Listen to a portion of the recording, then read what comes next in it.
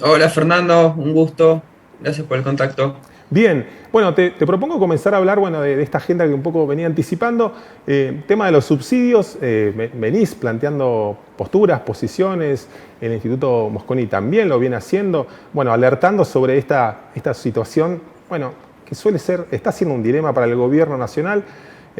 Vimos una discusión en las audiencias públicas, vimos esa intención también de la segmentación tarifaria todavía en ciernes, en veremos, no sabemos cuál es el modo final que va a estar tomando. Te pido un análisis de la coyuntura, bueno, y después puntualizamos un poco más, si te parece, en aspectos más precisos del tema. ¿Cómo estás viendo básicamente este debate? Bueno, en primer lugar, digamos, el monto de los subsidios ya empezó a crecer casi descontroladamente, inclusive con los aumentos tarifarios el mes de marzo que hubo, en particular para el AMBA y demás, ¿no? De un aumento final del 20%.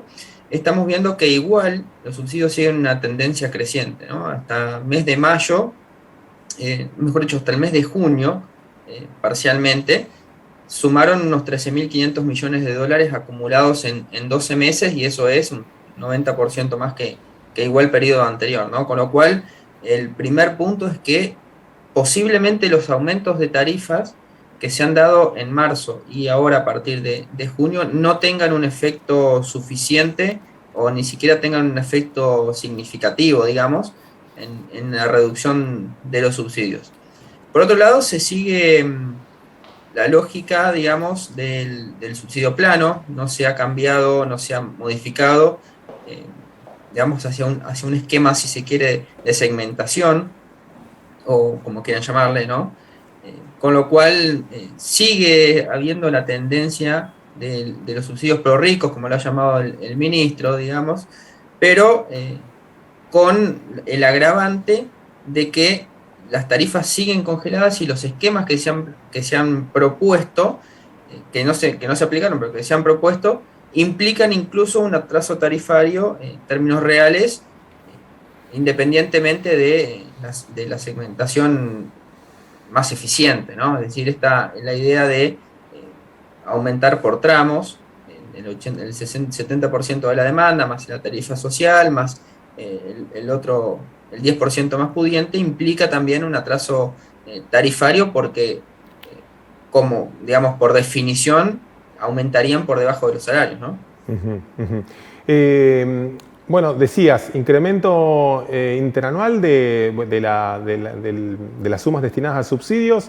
Bueno, una segmentación no digo yo, no del todo aplicada, porque todavía está por formalizarse y saber, bueno, qué efectos tiene reales, problemas que ha tenido el Estado argentino para aplicarla, problemas que van desde lo político hasta, bueno, la metodología de implementación. Parece ser para nada, bueno, según la mirada de algunos referentes del gobierno, para nada sencillo aplicarlo.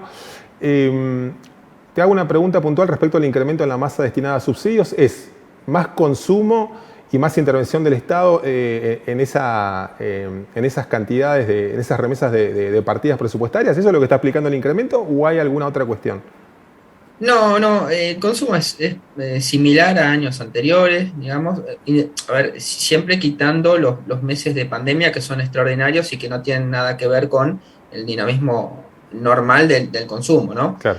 Eh, con lo cual, el consumo no es lo que explica el aumento de los subsidios, sino que lo es el aumento de los costos por los precios de la energía, ¿no? En particular los precios internacionales, en conjunto con un congelamiento extendido y resuelto, digamos, y que evidentemente se va a extender durante todo el 2022. Ujú. Esos son los puntos que explican el aumento de los subsidios y no tiene mejor dicho, no tiene injerencia el aumento en el consumo, que en definitiva es realmente poco, digamos. Claro, claro. Bueno, expliquémosle por ahí a la gente o te pide una explicación, una mirada tuya, un análisis respecto a cómo nos impacta esto en términos económicos, digo, ¿no? Se habla de las variables macroeconómicas, este acuerdo con el Fondo Monetario Internacional que tiene una de sus piezas clave, bueno, esa retracción del Estado respecto a lo que destina en subsidios. Al mismo tiempo, las variables económicas internas, ¿no? Inflación exacerbada, en términos, digo, la foto de hoy, estamos en junio, 70% anual, no sería para nada raro, es más bien lo que están pronosticando algunos de los principales analistas del sector económico. Bueno, eso con un efecto cruento en la población también, digo, gente que cae mes a mes bajo la línea de pobreza. Bueno, ¿cuál es el cuadro de situación? ¿Cuál es la mirada que que tenés vos particularmente de, bueno, cómo se resuelve o cuál es la senda que uno podría decir a trazar como para encontrar algo que implique, bueno, un efecto menos perjudicial desde la perspectiva macroeconómica, ¿no? Bien, sí, un primer punto, Fernando, permitime. Ujú. Esta cifra de 13.500 millones de dólares en subsidios que te comenté al principio es más o menos el 2,7, 2,8% del PBI, que es algo considerable, explica casi todo el déficit fiscal, con lo cual es la variable más importante que tiene el gobierno eh, para cumplir o no con el acuerdo con el fondo, ¿no? Y digo la más importante porque después de eso hay todo un gasto público que es bastante inelástico, como se dice, fijo, que son jubilaciones, sueldos, etcétera, ¿no? Ujú. Con lo cual, los subsidios se tornan muy importantes, tienen una relevancia considerable y están en el centro de la escena de todas las discusiones, ¿no? Y por eso se plantea más que nada la segmentación para ver cómo se puede resolver sin dañar demasiado el bolsillo de la gente. La cuestión es la siguiente, ahí hay un dilema, un trilema, si se quiere, que es resolver el problema, cumplir las metas, no agravar la situación económica financiera de las empresas y, por otra parte, cuidar el bolsillo de la gente que ha caído, el salario real ha caído más de un 15% en el último año y medio, ¿no? Con lo cual, la situación es muy complicada para resolver, tiene que resolverse de manera gradual, no creo que haya digamos, no creo que haya lugar para un aumento considerable y unísono, digamos, de tarifas, eh, pero de alguna manera tiene que corregirse, ¿no? Es una situación que en el tiempo se torna insostenible, inviable para las cuentas públicas y contraproducente para prestaciones mismas del servicio, ¿no? De energía eléctrica y gas natural en este caso. Claro, claro. Bueno, 13.500 millones de dólares, dijiste recién, si mal no recuerdo. Sí. Una cifra casi similar a la que digo, no sería nada para nada raro que Argentina esté importando combustibles líquidos y GNL en torno a una cifra muy similar. Hay pronósticos de algunos también analistas, algunos consultores del sector que, bueno, dicen que podría tranquilamente estar en torno a los 11.000 millones de dólares. Esa necesidad que va a tener el país a lo largo de este año, ¿no? En este contexto internacional al que aludís también. Bueno, eso también vuelve un poco la mirada sobre los desarrollos de Vaca Muerta, sobre la construcción de las obras de infraestructura, ¿no? ¿Qué tanto crees que bueno, eso va a ser factible en los próximos meses? Digo, venimos de una coyuntura muy compleja, la salida de un ministro a tiro de chat, a partir de esa polémica bueno, que puso por ahí más en escena estas tensiones dentro de la coalición de gobierno. ¿Cuál es tu mirada respecto, bueno, al escenario que se está generando? Digo, ¿no? Por un lado, hay como un diagnóstico de necesitamos hacer el gasoducto troncal de Vaca Muerta para paliar este déficit externo y al mismo tiempo, de uno y otro lado de la grieta, por decirlo así, hay una coincidencia amplísima. A la hora de los hechos parece todo complicarse mucho más, ¿no? Sí, parece complicarse mucho más. Bueno, los episodios de los días anteriores realmente pintan a la Argentina de cuerpo entero, ¿no? Cómo se maneja en cuanto a los contratos, a la ejecución de las obras y demás. Más allá incluso de las internas propias de la coalición de gobierno. El gasoducto es una obra necesaria, por supuesto, en eso creo que hay coincidencia en toda la oposición incluso, para traer el gas desde Vaca Muerta hacia los centros de consumo, teniendo en cuenta que el gas argentino del sur, de las cuencas del sur, viene declinando de manera crónica desde hace varios años, ¿no? Con lo cual, si no tenemos un reemplazo, no hay otro camino que no sea la importación, digamos, si se quiere, masiva, ¿no? de gas. y teniendo también la restricción de que Bolivia cada vez está en peores condiciones de enviar gas a la Argentina, ¿no? Puede enviar menos. Con lo cual la salida de eso sería importar más gas natural licuado, que es el más caro de los combustibles que compra Argentina al exterior, digamos, independientemente del gasoil, ¿no? O sea, en cuanto al gas es el más caro. Con lo cual es la situación que habría que evitar. No es tan relevante dejar de importar, pero sí no importar cantidades crecientes en el tiempo, ¿no? Es decir, esto de poder reemplazar y que no caiga la producción absoluta de gas en la Argentina, por supuesto, digamos, con el aporte desde Vaca Muerta hacia los centros de consumo, ¿no? Por otra parte, tenemos digamos, una proyección incierta sobre la construcción del gasoducto. Hoy en día nadie puede asegurar en qué momento comienza y en qué momento termina la obra, con lo cual es muy probable que para el año que viene no se encuentren terminadas las obras suficientes, la habilitación, digamos. Incluso faltan algunos estudios ambientales de las provincias por los cuales atraviesa el gasoducto. Con lo cual la situación es de imprevisión, ¿no? No sabemos con exactitud qué es lo que va a suceder con esta obra. Hoy en día no podemos asegurar ni siquiera el inicio ni los plazos, si se quiere. Muchas veces los plazos se estiran por cuestiones independientes del financiamiento, ¿no? Plazos de obra se pueden estirar por cualquier motivo, pero hoy en día no podemos asegurar ni siquiera el plazo mínimo de construcción. Uh-huh. Bueno, ese escenario que planteás, digamos, esa eventual imposibilidad de que esta obra esté concluida para el próximo invierno, ¿no? Que sería para el periodo mayo-septiembre. Bueno, el Estado argentino viene aplazando desde finales del año pasado, ha ido modificando, digamos, ¿no? la eventualidad de la finalización de la obra. El hecho de que no esté para concretar esta obra para el gobierno el año próximo, bueno, implica más presión aún. Uno podría visualizar escenarios bastante complicados, ¿no? Hoy con este acuerdo con el fondo, con el giro de esas divisas que entran y salen al país, está siendo complicadísimo sostener los niveles de la cotización del dólar, la presión sobre el Banco Central de la República Argentina. Un año más de ese contexto, ¿qué plantea para el escenario económico argentino? Digo, si el año que viene no está la obra.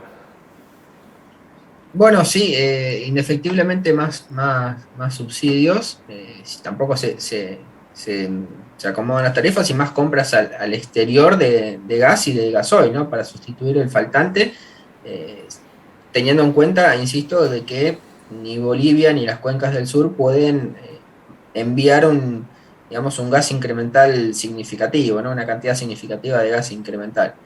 Con lo cual sí, tiene un impacto en las cuentas públicas, tiene un impacto en la balanza comercial energética en principio y la balanza comercial general del país en segundo término.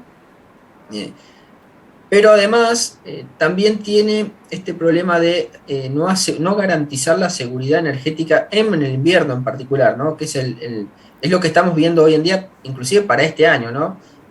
Algunos faltantes de gas, gasoil que no se importa, o que mejor dicho no hay cantidades suficientes, con lo cual esa imprevisión en términos productivos para las industrias es realmente muy malo, y es algo que tenemos que evitar todos los años, ¿no? Ni este año ni el año que viene, que podrían llamarse años atípicos por los precios internacionales, ¿no? Dado por los conflictos en Europa, en Rusia y Ucrania en particular, ¿no? Uh-huh.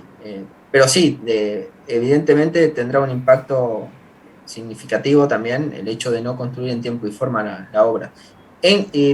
Pongo un énfasis acá, Fernando, permitime. Sí, cómo no. El año que viene quizás ya estaría descontado que no, digamos, un escenario de este tipo. La pregunta es si para el 2024 lo vamos a volver a repetir 2 años iguales o no, digamos, ¿no? Con lo cual, creo que es la pregunta que hay que tratar de responder hoy. Bueno, pensaba en eso que mencionás porque las encuestas plantean esto de esos escenarios alternativos de de postulación de candidatos, ¿no? Cómo se adelantan esos escenarios y comienzan a tallar las variables políticas en torno a la cuestión económica, la macroeconomía. Esta posibilidad que falta una eternidad, ¿no? Más de un año para el recambio de gobierno es una eternidad en términos de la política.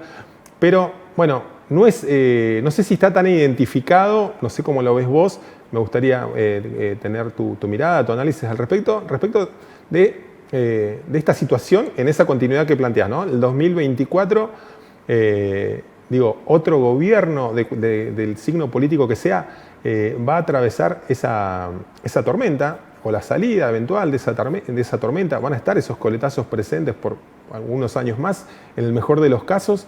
¿Crees que está identificada esa situación? Digo, porque vemos ciertos aprovechamientos políticos también, ¿no? En el diagnóstico todos coinciden, la solución en términos generales pasa por allí, hay matices de acuerdo a las miradas de diferentes partidos, pero bueno, todo termina empantanado en cuestionamientos, cruces, esa grieta que de a ratos es saldada por los recursos que hay en Vaca Muerta, por las renovables, por las posibilidades que hay también todavía del desarrollo de los convencionales, con algunas experiencias que son muy importantes. A la hora de plantear esos escenarios, no sé si están tan claras desde la política. ¿Cómo lo ves vos? Sí, coincido, no está claro, si se quiere, el hecho de proyectar la obra, ¿verdad? La obra del gasoducto, y también está claro digamos, el hecho de que se van a importar cantidades crecientes de energía. Creo que todos coinciden en que el gasoducto se tiene que hacer de alguna manera para evitar justamente los problemas que antes charlábamos. Y creo que también todos, incluso digamos, el oficialismo hoy, tiene un concepto de que hay que arreglar la cuestión tarifaria, quizás un poco menos o un poco más que la oposición, pero sí creo que se entiende que la situación es inviable si se continúa con con el actual esquema, ¿no? Claro. Con lo cual, lo que quizás podemos empezar a ver a partir del año que viene, mejor dicho, el año que viene o el otro, porque el año que viene es un año electoral, y los años electorales en general hay cuestiones que no se discuten, por ejemplo la tarifaria, ¿no?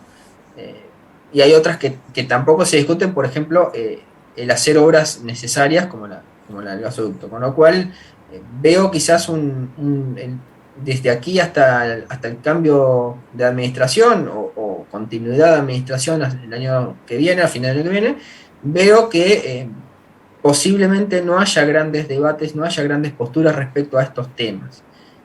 Mejor dicho, grandes posturas no, mejor dicho, grandes decisiones sobre estos temas, ¿no?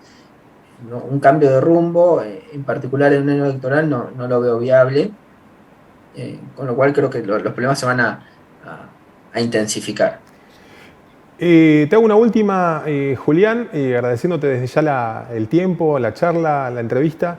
Bueno, mirada del Mosconi, mirada tuya respecto del debate del offshore. Venimos de esa polémica de arranque de año y de la instalación del debate. En definitiva, una industria, petrolera en la rama offshore con décadas de historia en Argentina. Ni hablar el resultado que está dando en países de la región, en países de América, en países tradicionalmente productores de todo el mundo, ¿no? Vemos la experiencia de Brasil, vemos la experiencia de Guyana, ni hablar del Mar del Norte, de las grandes potencias productoras. ¿Cuál es esa mirada? ¿Qué opinión tenés de lo que estuvo sucediendo y del potencial? Bueno, en primer lugar, sí hay que incentivar la exploración offshore y en el territorio también, ¿no? ¿Por qué no? Pero offshore en particular, en este caso que ya se está haciendo, ¿no? Es muy importante que Argentina pueda contar con yacimientos convencionales offshore, sería una buena oportunidad. En gas y en petróleo, ¿no? Recordemos que hoy el gas offshore ocupa el 15% de la producción, ¿no? O el 12%, una cosa así. Con lo cual es realmente muy importante sobre todo para el invierno, para el consumo hogareño, o mejor dicho, para el consumo doméstico, local, ¿no? Con lo cual vemos que es muy bueno la exploración, que hay que seguir haciéndolo, que hay que atender, por supuesto, las cuestiones ambientales, pero no por eso hacer, si se quiere, digamos, no sé cómo decirlo, pero una situación extrema de ello, porque obviamente la industria tiene sus recaudos, tiene que cumplir con estándares, tiene regulaciones de parte del Estado, tiene habilitaciones ambientales, tiene un montón de reglas y de estándares que tiene que cumplir y que no son tan sencillos de Ujú, hacerlo, ¿no? ujú, Con lo cual creo que sería importante que Argentina pueda explotar eso, mejor dicho, las empresas en Argentina pueden explotarlo, y es bueno también porque en particular al Estado argentino le cuesta 0 pesos o muy poco dinero, ujú. digamos, y eso es bueno porque son empresas que corren riesgo, que hacen inversiones, que hunden muchísimo dinero y que, digamos, y que obviamente generan un movimiento en tierra, en puertos, que es extraordinario para la Argentina, y mucho más sería en el momento de la explotación, digamos, de los yacimientos, ¿no? Julián, te agradecemos muchísimo este contacto, ¿eh?